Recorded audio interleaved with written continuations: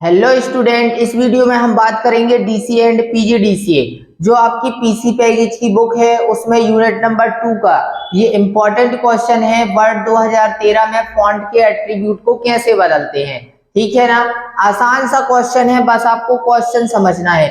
Font के attribute मतलब कि फॉन्ट जो आपने डेटा या टेक्स्ट जो एमएस वर्ड में आपने लिखा है उस टेक्स्ट या डेटा की क्या करना है, फॉर्मेटिंग करना है, उसको बोल्ड इटैलिक करना है, उसके केस को चेंज करना है, टेक्स्ट जो आपने लिखा उसे हाईलाइट कैसे करते हैं, ये सब बताना है। सिर्फ और सिर्फ जो ये फॉन्ट एट्रीब्यूट है ये आपको एमएस वर्ड होम मेन्यू के अंदर जितने भी ऑप्शन हैं वो सब आपको वर्ड 2013 फॉन्ट के एट्रीब्यूट में बताना है। ठीक है, एमएस वर्ड जो आपकी होम मेन्यू है उस होम मेन्यू के अंतर्गत ये सारे ऑप्शन आपको मिल देंगे। ठीक है, तो इसमें सबसे पहले यहाँ पे आपको वर्ड 2013 फॉन्ट के एट्रीब्यूट जो है उनको यहाँ पे लिख लेना है। पहला आपका रहेगा टेक्स्ट, मतलब फॉन्ट स्टाइल चेंज करना। फॉन्ट स्टाइल चेंज करने के लिए, फॉन्ट स्टाइल चेंज करने के लिए। इसके बाद दूसरा आप लिख लेंगे फॉन्ट साइज चेंज करने के लिए। ठीक है, फॉन्ट साइज चेंज करने के लिए। इसी में आप तीसरा लिख लेंगे font colour, font colour change करने के लिए। ये आपका तीसरा हो जाएगा। चौथा आप इसी में लिख लेंगे टेक्स्ट हाईलाइट करने के लिए, टेक्स्ट हाईलाइट करने के लिए। ठीक है, अगला पांचवा आपका रहेगा बोल्ड, कॉमा लगा के इटैलिक, फिर अंडरलाइन, बोल्ड इटैलिक अंडरलाइन करने के लिए। ये आपके जितने भी पॉइंट हैं इन पॉइंटों को पहले आप लिख लेना। इसके बाद चेंज केस मतलब जो आपका फॉन्ट रहेगा तो टेक्स्ट केस चेंज करने के लिए। ठीक है, टेक्स्ट केस चेंज करने के लिए। अगला सातवां पॉइंट आप लिख लेंगे टेक्स्ट अलाइनमेंट चेंज करने के लिए, टेक्स्ट अलाइनमेंट चेंज करने के लिए। पहले आप ये पॉइंट लिखेंगे, फिर इन पॉइंटों को लिखने के बाद इनसे एक एक करके इनके आपको स्टेप बताने हैं। ठीक है, मैंने ये 7 पॉइंट लिख दिए हैं, पहले आपको ये 7 पॉइंट लिखने हैं, फिर पहला स्टेप फिर लिखना, फिर नीचे लिखेंगे आप पहला पॉइंट फॉन्ट स्टाइल चेंज करने के लिए, फिर लिखेंगे यहाँ पे फॉन्ट स्टाइल चेंज करने के लिए निम्नलिखित स्टेप को फॉलो करते हैं। ये आपका पहला क्या रहेगा, हेडिंग रहेगी पहले, फिर उसके बाद आप लिखेंगे फॉन्ट स्टाइल चेंज करने के लिए निम्न स्टेप को फॉलो करते हैं। ये आप लिखेंगे फॉन्ट स्टाइल चेंज करने के लिए निम्न स्टेप को फॉलो करते हैं, ये आप यहाँ पे लिखेंगे। ठीक, फिर इतना करने के बाद आपको अब बात करते हैं फॉन्ट की स्टाइल कैसे चेंज करते हैं। यहाँ पे आप स्टेप लिख देना। ये सारे के सारे जो ऑप्शन हैं आपके ये आपको होम मेन्यू में मिलेंगे। कौन सी मेन्यू में, होम मेन्यू में। होम मेन्यू के ये वाले जो ऑप्शन हैं ये फर्स्ट, सेकंड, थर्ड, फोर्थ और फिफ्थ ऑप्शन, ये सारे के सारे, और 6 वाला भी, ये सारे ऑप्शन आपको होम मेन्यू के फॉन्ट ब्लॉक में ही मिलेंगे। तो आप स्टेप बना के लिख लेना। होम मेन्यू पर फॉन्ट ब्लॉक पर आपको ये 6 के 6 ऑप्शन मिलेंगे। इसके बाद टेक्स्ट अलाइनमेंट चेंज करना, तो ये अलाइनमेंट जो चेंज करने वाला ऑप्शन है सिर्फ यही वाला बस ऑप्शन आपको पैराग्राफ ब्लॉक में मिलेगा। ठीक है, होम मेन्यू के पैराग्राफ ब्लॉक में मिलेगा। बाकी ये जो आपके 6 ऑप्शन रहेंगे ये सारे के सारे आपके होम मेन्यू के फॉन्ट ब्लॉक में मिलेंगे। अब आप इनके स्टेप लिख लेना, बाकी की बात मैं इनकी बता रहा हूं कि इनसे होगा क्या। ठीक है, कैसे से कैसे क्या करोगे आप। तो बात करते हैं पहले फॉन्ट स्टाइल चेंज करने के लिए। मैंने बोला आपकी जो फॉन्ट की स्टाइल रहती है वो बाय डिफॉल्ट कैलिबरी रहती है, ठीक है। अब इसमें आपको फॉन्ट स्टाइल चेंज करना है, तो इस फॉन्ट स्टाइल ऑप्शन की ड्रॉप डाउन में आप क्लिक करेंगे। जो भी डेटा या जो भी टेक्स्ट या डेटा, बात एक ही है, आपने लिखा है जो, उसको पहले आपको क्या करना है, सिलेक्ट करना है। फिर डेटा को सिलेक्ट करने के बाद इस फॉन्ट स्टाइल ऑप्शन की ड्रॉप डाउन में क्लिक करेंगे। वहां पे बहुत सारी अनेकों प्रकार की फॉन्ट की स्टाइल रहेंगी, किसी भी स्टाइल में आप क्लिक कर देना, वही स्टाइल आपकी क्या हो जाएगी, इस टेक्स्ट में जो टेक्स्ट सिलेक्ट है उसमें अप्लाई हो जाएगी, ठीक है ना। बाय डिफॉल्ट जो फॉन्ट की स्टाइल होती है वो कैलिबरी होती है। अब आप चाहें तो अपनी इच्छा अनुसार स्टाइल को सिलेक्ट करके सिलेक्ट किए गए टेक्स्ट में उस स्टाइल को अप्लाई कर सकते हैं, ठीक। आगे बात करते हैं अगला, फॉन्ट साइज चेंज करने के लिए। फॉन्ट साइज मतलब फॉन्ट में जो डेटा लिखा हुआ है आपका, उसका साइज कैसे चेंज करेंगे। मैंने बोला जो भी आपने डेटा लिखा है, ठीक है, उस डेटा का बाय डिफॉल्ट जो साइज होता है वो 11 मतलब कि 11 होता है। आप चाहते हैं कि मैं इसके साइज को और ज्यादा करूं, तो उसके लिए आपको जिस डेटा का साइज आप बढ़ाना चाहते हैं उस डेटा को सबसे पहले आप सिलेक्ट करेंगे। फिर डेटा को सिलेक्ट करने के बाद क्या करेंगे, फॉन्ट साइज ऑप्शन की ड्रॉप डाउन में आप क्लिक करेंगे तो वहां पर आपको बहुत सारे अंक लिखे मिलेंगे, लास्ट में 72 तक मिलेगा। आप इनमें से किसी भी में क्लिक कर देना, फॉन्ट का जो साइज रहेगा वो क्या हो जाएगा, बढ़ जाएगा। और यदि मैंने बोला कि आपने इसका साइज 40 कर दिया, अब ये साइज बड़ा हो गया है, आप चाहें तो फिर से उसको 12-15 कर देंगे तो वो साइज क्या हो जाएगा, घट भी जाएगा।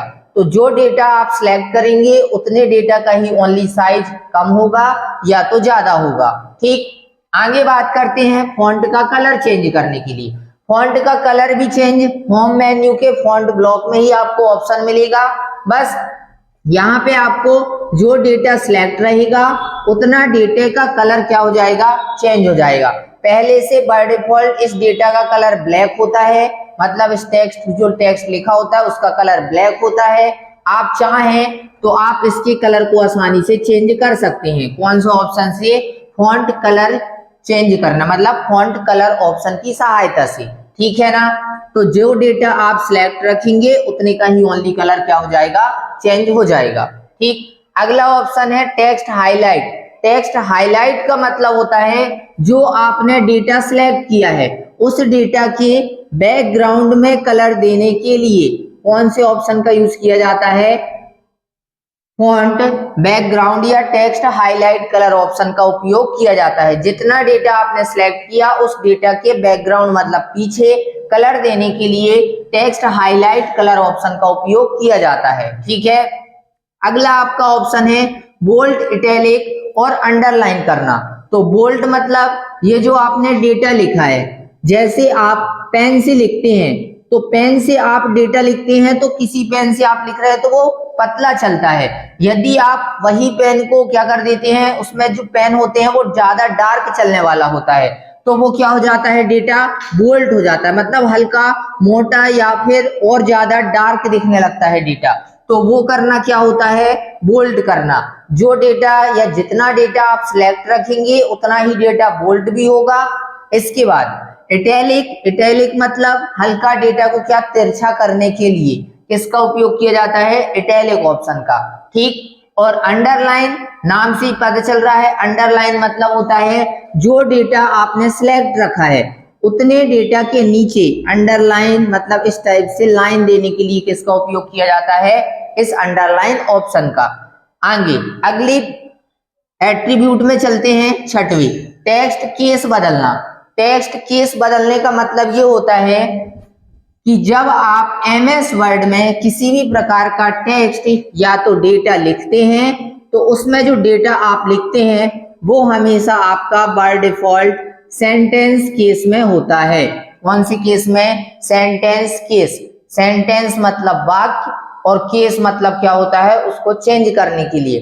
तो सेंटेंस केस में आपका डेटा रहता है। सेंटेंस केस का मतलब ये होता है कि जब आप कोई भी डेटा लिखते हैं तो आप डेटा को लिखना स्टार्ट करते हैं तो उस पैराग्राफ का पहले वर्ड का पहला कैरेक्टर हमेशा क्या लिख जाता है, ऑटोमेटिक ही कैपिटल, उसके बाद सभी के सभी स्मॉल लिखते जाएंगे।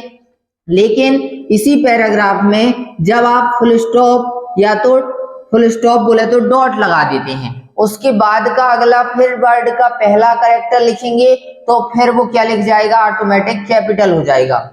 ये क्या कहलाता है, सेंटेंस केस। अब यदि पैराग्राफ को आप चेंज कर देते हैं, पैराग्राफ चेंज करने के लिए सिंपल आप एंटर की को प्रेस कर देते हैं तो पैराग्राफ क्या हो जाता है, चेंज हो जाता है।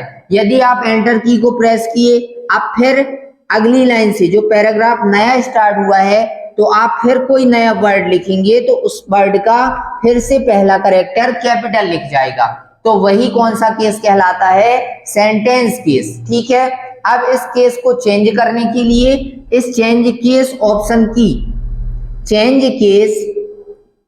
ऑप्शन की ड्रॉप डाउन में आपको पहला ऑप्शन तो यही मिलता है सेंटेंस केस का, इसी में दूसरा ऑप्शन मिलेगा आपको लोअर केस का, इसी में तीसरा ऑप्शन मिलेगा आपको अपर केस का, अपर केस, चौथा रहेगा कैपिटलाइज ईच वर्ड का। ठीक है, और इसी में अगला रहेगा टॉगल केस का। कौन सा रहेगा, टॉगल केस, ये आपका ऑप्शन रहेगा। अब इन ऑप्शनों की सहायता से आपने जितना डेटा सिलेक्ट किया है उसका क्या हो जाएगा, केस, मतलब कि टेक्स्ट का जो लिखने का तरीका वो चेंज हो जाएगा। सेंटेंस केस मैंने आपको बता ही दिया क्या होगा इससे। लोअर केस में जितना भी डेटा आप सिलेक्ट रखेंगे तो उसके सारे के सारे जितने भी वर्ड लिखे हैं या जितने भी कैरेक्टर है वो सब स्मॉल में लिख जाएंगे। ठीक है, अपर केस में जितना डेटा आपने सिलेक्ट रखा है वो सारे बड़े लिख जाएंगे, और कैपिटलाइज ईच वर्ड में हर एक वर्ड का पहला कैरेक्टर कैपिटल रहेगा और बाकी के सब स्मॉल। जैसा मैंने यहाँ पे लिखा है कैपिटलाइज, तो इसका सी कैपिटल है और बाकी सब स्मॉल, फिर ईच का ई कैपिटल, बाकी सब स्मॉल, फिर वर्ड का डब्ल्यू कैपिटल और बाकी सब स्मॉल। ये कैपिटलाइज ईच वर्ड केस कहलाता है। ठीक, टॉगल केस जस्ट अपोजिट होता है कैपिटलाइज ईच वर्ड के। मतलब टॉगल केस में क्या होता है, हर एक वर्ड का पहला कैरेक्टर ही स्मॉल होता है और बाकी के सब क्या होते हैं, कैपिटल होते हैं। ठीक है, तो ये होते हैं आपके 5 केस। अब आगे बात करते हैं टेक्स्ट अलाइनमेंट चेंज करने के लिए। टेक्स्ट अलाइनमेंट चेंज करने के लिए आपके पास पैराग्राफ ब्लॉक में 4 ऑप्शन होते हैं। अब वो जो 4 ऑप्शन होते हैं वो होता है, पहला ऑप्शन आपका अलाइन टेक्स्ट लेफ्ट, ये पहला ऑप्शन। दूसरा आप इसी में ले लेना अलाइन टेक्स्ट सेंटर।